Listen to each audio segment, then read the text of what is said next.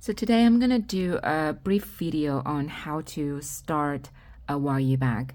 So firstly, I've chosen a few colors. They're of similar thickness. These two are Madeline Tosh Vintage. When I say I'm using 5 strands of yarns, because there's always an active yarn in the front that you're actually actively crocheting with. The rest of the yarns, in this case, 4 strands would be the inactive yarns, and they would be wrapped around, and you actually don't see them. Okay, so I'm gonna start with a base color. I do 1 round like that as my magic ring, and into this ring I'm gonna make 11 single crochet stitches. For this one, because I'm making a mini, like a keychain size Wayuu, so I'm starting with 11 stitches. It would be a different number when you go by my other patterns, so just keep that in mind. Okay, 11 single crochet stitches into the magic ring, and we'll come back after 11 stitches. After 11 stitches, what you do is you tighten the base, you tighten the magic ring until the loose end doesn't really give anymore, and you can start introducing, start the wrapping process from round 2. That's with most bags, or you can do it from the 3rd round. It doesn't really matter. What I'm gonna do now is I'm gonna insert, because remember what I said before, from 2nd round onwards, you are doing back loop only crocheting. So I'm gonna insert my hook into the back loop of the 1st stitch. Yep, just like that. So it's kind of ready.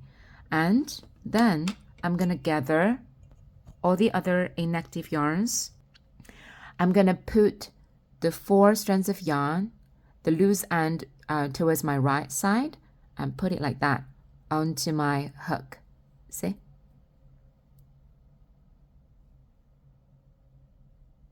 And then I'm gonna yarn over. I'm still making the base using the white, this color. Okay, yarn over, take it out. Gonna make a single crochet in the back loop only. Okay, and then I'm gonna do that again in the same stitch. So this counts as a single crochet increase. So now we're doing a single crochet increase, which is making 2 single crochet stitches in 1 stitch. Okay, and then for the 2nd round, we want to do that into every stitch. So into every stitch from the 1st round, we do a single crochet increase. And because we're doing a continuous round crocheting, we are not doing a slip stitch at the end of the round. We do need to mark the 1st stitch of the round. I'm gonna do single crochet increase into every stitch for this round, and that'll give me 22 stitches for this round. Okay, I'll do it. I'll fast forward to the end, and then we'll see what we do with the 3rd round.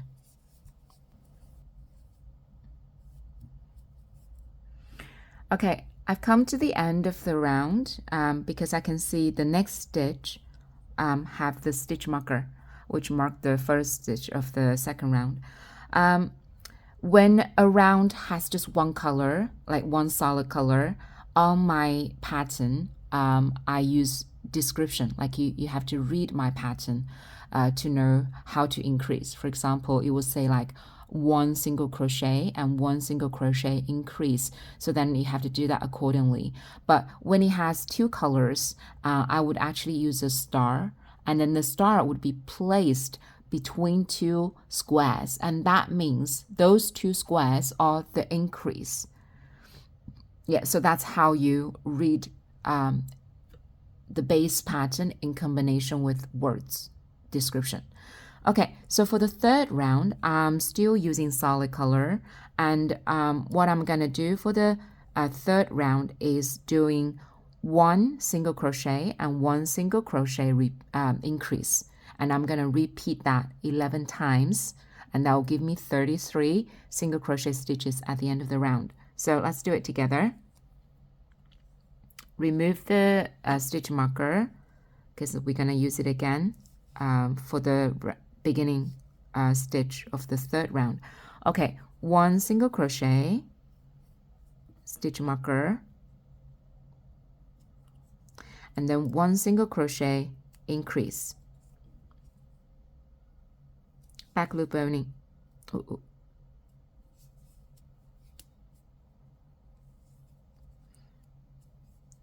Okay, if I want to incorporate the third color, another color into this round, for example, because this doesn't go by a design, I'm just doing this tutorial and kind of just like off the top of my head. For the next 3 stitches, next repeat, like, 1 single crochet and 1 single crochet increase, I want to do the pink color. Yeah, so what I do is I pull the pink yarn from far back and I kind of like trace it to the back of the work right now. So make sure the yarns are not tangled. Yeah, see, the yarn is at the very back and it's not tangled with any other yarns. And then I do the color change right before I finish the last stitch. So that now I'm ready to make the pink one. Okay, into the next repeat, I do a single crochet and 1 single crochet increase. Again, like I said, if I want to change color, for example, after this 3 stitches, I want to go back to my white, like I want to make the pattern from third round onward, like a repeat of yellow, of pink and white. I just make sure the white yarn is at the very back and it's not tangled with other yarns, and I hook it over to finish that last stitch, and I do my white stitches. Okay, 1, 2, 3. Before I finish the third, grab the pink and finish the last single crochet and do the pink ones. So to reflect this in the pattern, you would see a star on, the pink, the 2 pink ones, the second, the second and the third, between the 2 squares, you would see a star. That means those 2 stitches are the result of an increase. Yeah? Okay, so that means the 2 squares with the star in the middle is a single crochet stitch increase. They are made into the same stitch from the round above, like a round before. Okay, so I hope I made myself clear, but if you have a look at the pattern, you'll see what I mean. Okay. Okay, that's that. And with more advanced Wayuu design, obviously the base will be more complicated, like we'll have more stitches. Then I might just, start the round putting a star in there and describe how it's repeated. So it's good to start with a simpler design and to get used to how the graph is read and then move on to more advanced designs. Okay, so now I'm at the end of the single crochet stitch increase. I'm going to change color to, change it back to white. I'm going to do the demonstration once more and I'll fast forward to the end of the round. Okay, 1 single crochet and 1 single crochet increase, and at the end of the increase, change color. Okay, fast forward now to the end. For the next round, what I'm going to do is I'm going to do a round in dark blue. In this case, because I start the round using a different color, you don't actually need the stitch marker for this round because the color change itself marks the beginning. Okay, and for this round, we are doing, let's change color first. Okay, change color now. And then what we are doing is we can see the repeats now is 1 single crochet, 1 single crochet increase from the last round. So it's 3 stitches like a repeat. And then what I'm going to do is I'm going to do 1 single crochet increase in the first stitch. And I'm just going to do 2 single crochet. So now my repeat is 4 stitches for a repeat. And then this round will give me 44 stitches. So again, on the pattern, because this round is just one color, there's no color changing, I'll be simply describing 1 single crochet increase and then 2 single crochet stitches and then repeat that 11 times. Okay, nothing complicated about this round, so I'll fast forward it to the end. But before I do that, I will show you what the back look like at this stage. So you can see the back. This is the, the magic ring kind of loose end, and these are the inactive like beginning like end. Yeah, and you can see the yarn changes from the back too. And I guess when you're first doing it, the bag might seem a bit messy, but it's fine because this is the inside of the bag. You don't get to see it. Okay, so I'm going to fast forward to the last stitch and then I will come back and I'll,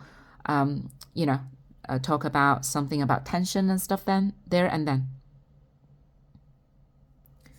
So now I've just finished the 4th round of the base, and because I'm making like a key ring, like keychain sized mini Wayuu, I'm happy with 44 stitches at the base. It seems nice, a good size.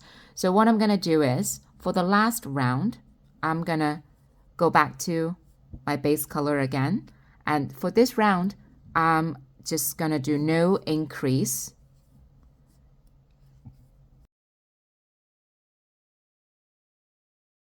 And because this is the last round of my base, I'm gonna just stress over a few things that I think is important when you make the base. When you make the base, it's very important to keep the tension of the inactive yarns. So what I do is I keep a pull on it.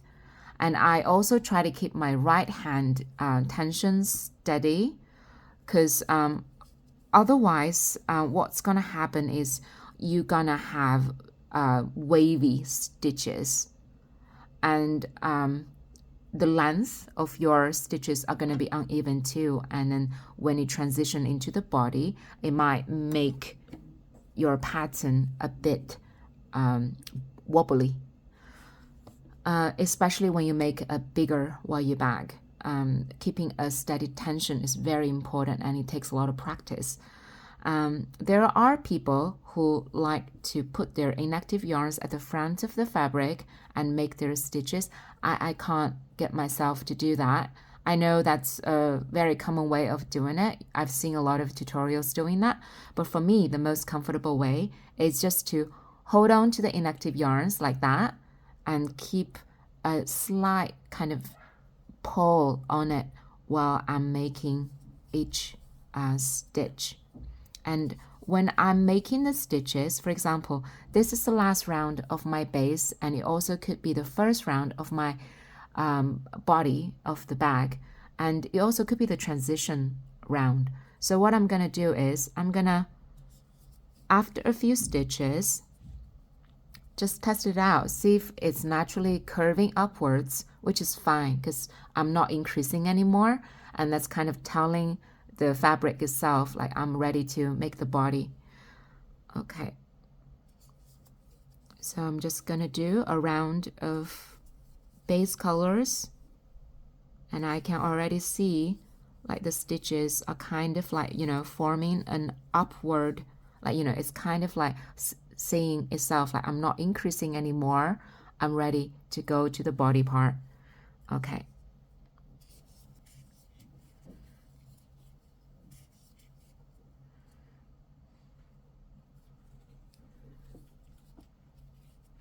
Okay, when you make like smaller Wayuu, like a mini one like this, transition from the base to the body is relatively straightforward.